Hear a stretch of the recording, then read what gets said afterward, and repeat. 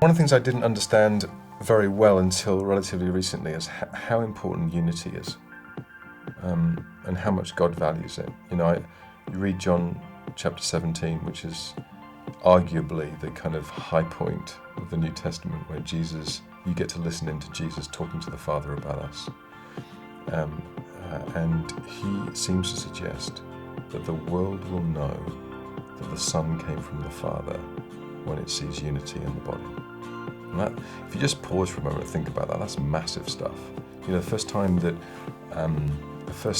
the Christians are called Christians is in Antioch, and it's the first time that Jew and Gentile are together in church community, and it's incredibly powerful stuff, because that's so culturally powerful stuff.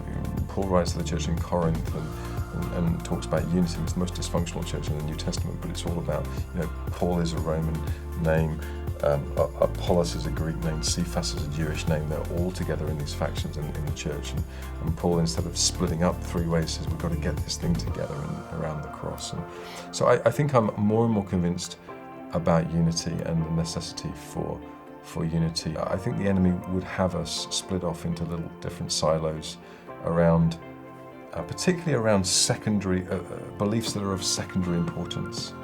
I know we don't practice this, or we don't have these people do this, or we don't do the other thing, or we brand ourselves in this way. And really, I think the Spirit of God says, nah.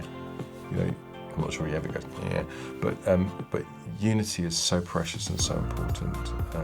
And if we really saw the full mobilization of the entire body of Christ for the total work of God, unified, not duplicating resources, not speaking badly about one another, working out who the enemy is and who the enemy isn't, I think we really might see a move of God in our generation that could change the world.